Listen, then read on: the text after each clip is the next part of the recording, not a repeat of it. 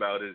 Some other conservative people are very upset about the fact that folks are trying to tell the true history of what the world is about and what America is about. So there's been a couple of folks that were not too pleased that the truth is coming out. But what's that saying about the truth will always come to light?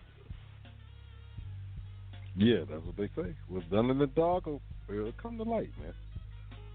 It will come to light for sure. But I'm trying to see what I can find out of what Trump said about 1619. But I do know that I read somewhere that he was not happy. And while I'm looking for that, what did you think of Jay-Z and the fact that he is apparently kissed and made up with the NFL?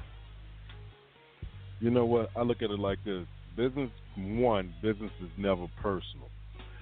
2, he made a business decision that will, if it does and people are like, oh, it's social justice, you know what?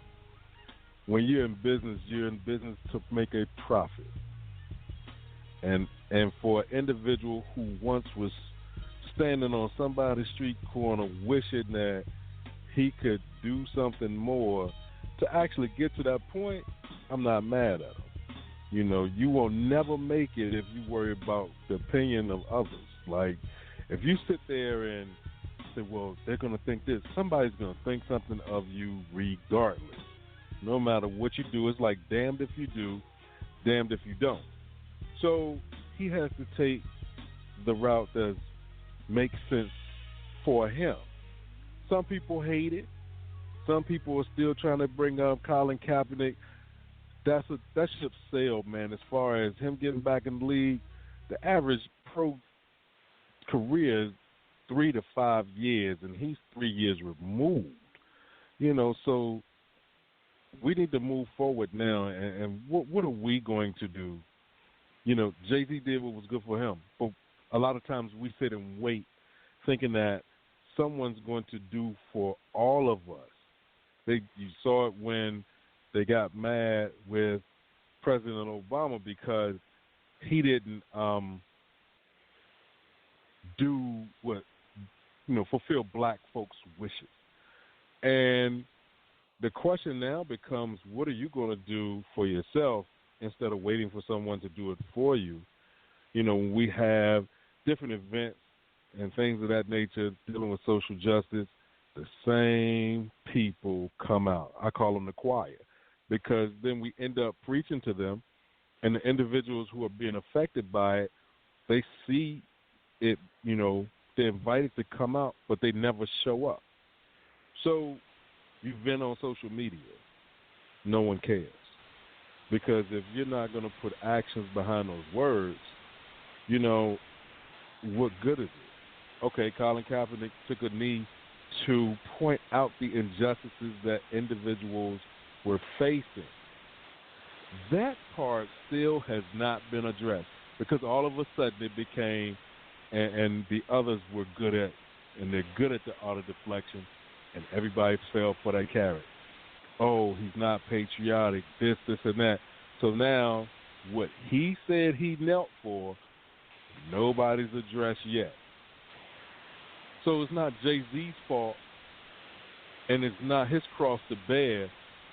If you get fired and a job opening is there and I want that job, I'm putting in for it. It is what it is. That's business. Because when the bills come to my house, you're not there to say, yo, dog, let me take care of the mortgage for you this month. Or I'm going to drop something more on the light bill. We got to pay that on our own. So, people don't like 99% of whatever anyone else tries to do. So with that, it was a good move for him. If something else positive comes out from it, so be it. But it's still not going to stop those officers that are killing people for no reason. Daniel Pantaleo, who just got fired today based off a recommendation from that investigation. They, recommended he be terminated. They terminated him, but in true fashion, he's going to sue and try to get his job back.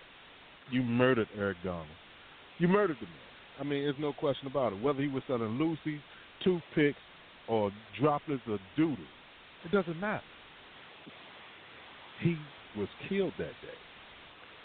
And the officer now, I guess 4 or 5 years have passed. That officer has now lost his job, and now he's upset. There's a whole lot of BS that's going on. It's going to always go on.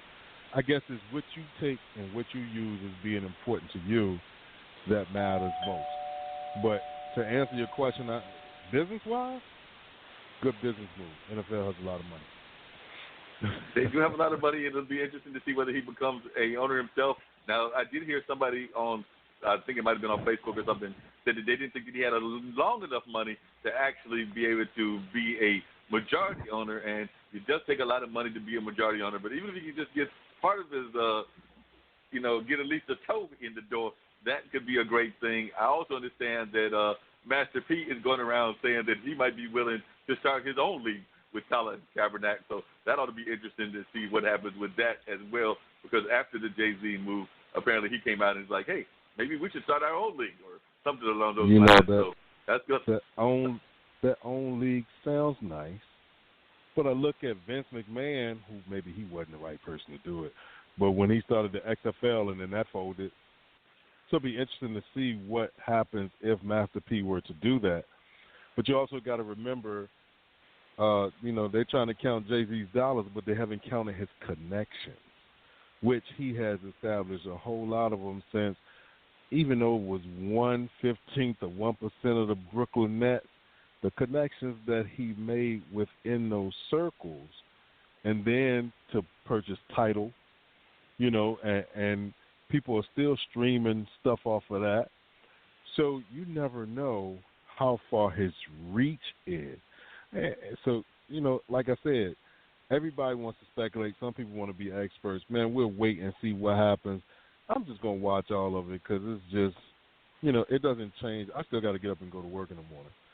It doesn't, it's not going to keep me, it's not going to pay none of my bills off or none of that. So, we'll watch and wait and see. And sometimes I like stirring the pot and just say stuff because I'm bored. But let's see what happens.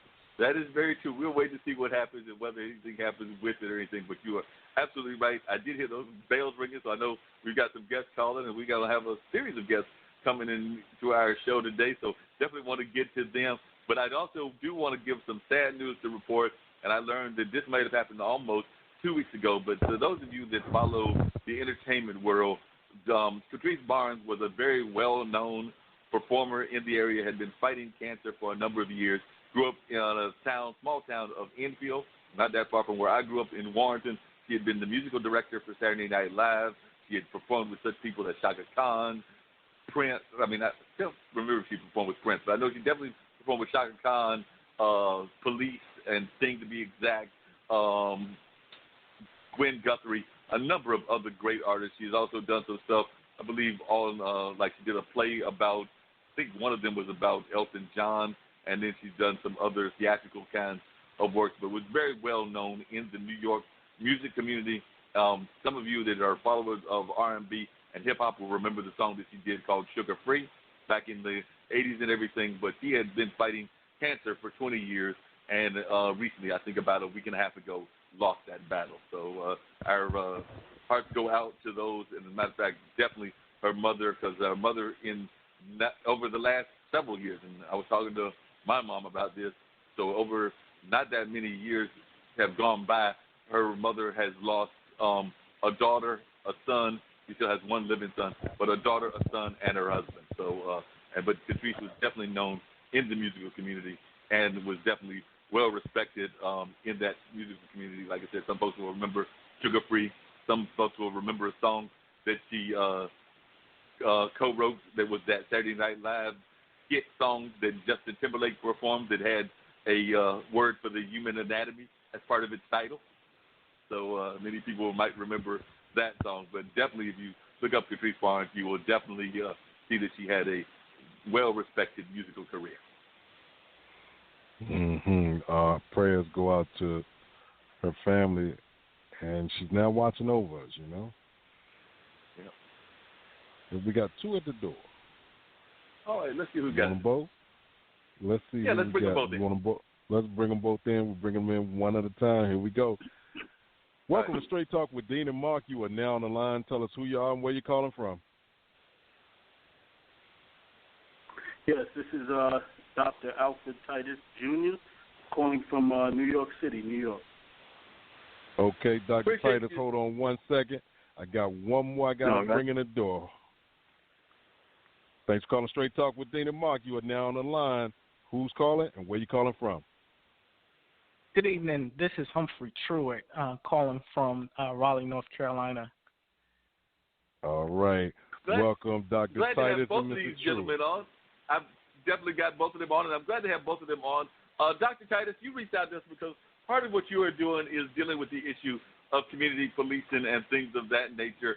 So I wanted to know a little bit about what you're doing and what you're considering community policing. And Humphrey is a longtime friend of mine. He's been both a probation officer and has had some other jobs within the legal field. So I know that he is also very much interested in community policing as well. So if you would, and I know this has become a very big issue in these days and times because there's so much crime. A lot of people talk about black-on-black crime and things of that nature. And a lot of people remember the old days of the police officer being the person that you went to in your neighborhood and just had a great deal of respect in the communities and everything. And now there seems to be some tensions in some communities between the police and between the community at large. And I'm imagining that's part of what you're trying to address, Dr. Titus. So we'll start with you. If you'll just share a little bit with you as to your background, because I know you're a homicide officer up in New York, so you probably saw both the good and the bad of policing, and then it will go from there to continue the dialogue and the conversation. Okay, great. Yes, I am a retired NYPD homicide detective and hostage negotiator. I did 23 years on the job, and I retired a few years ago. And my first course of action was writing a book that was in me from even before I joined the police department. And it's a motivational empowerment book. It's called Forward Motion, The Keys to Progress and Success. And with that book, my goal was to reach the youth.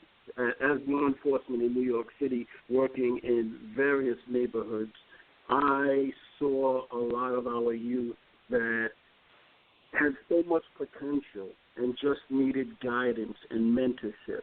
So, and although I was able to reach a few of them through the police department, I felt retiring and writing a book would allow me to reach more. So that book has been published. In addition to that, I do workshops, motivational and empowerment workshops to groups, church groups, community groups for the youth, also to empower them and motivate them to reach their dreams and their goals and success. Once I retired, once I retired from the police department, I started teaching at a college here called John Jay College. It's one of the top criminal justice colleges in the country, and there I was able to work.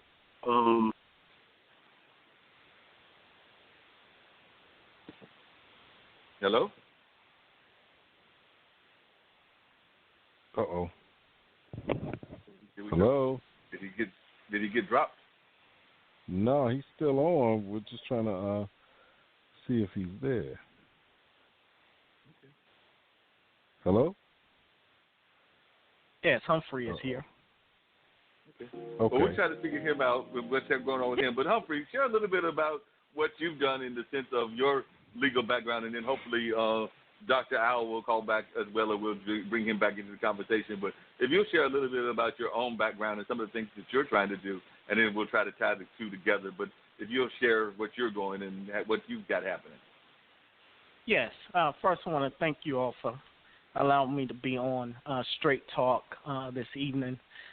And first and foremost, I think in terms of my background, I've been working in the criminal justice system very early on in the late 90s in various capacities with probation, parole, as you mentioned, law enforcement, juvenile services, and investigations. So this field has allowed me to gain a very knowledgeable sense of what's happening in our community as it relates to the topic tonight, community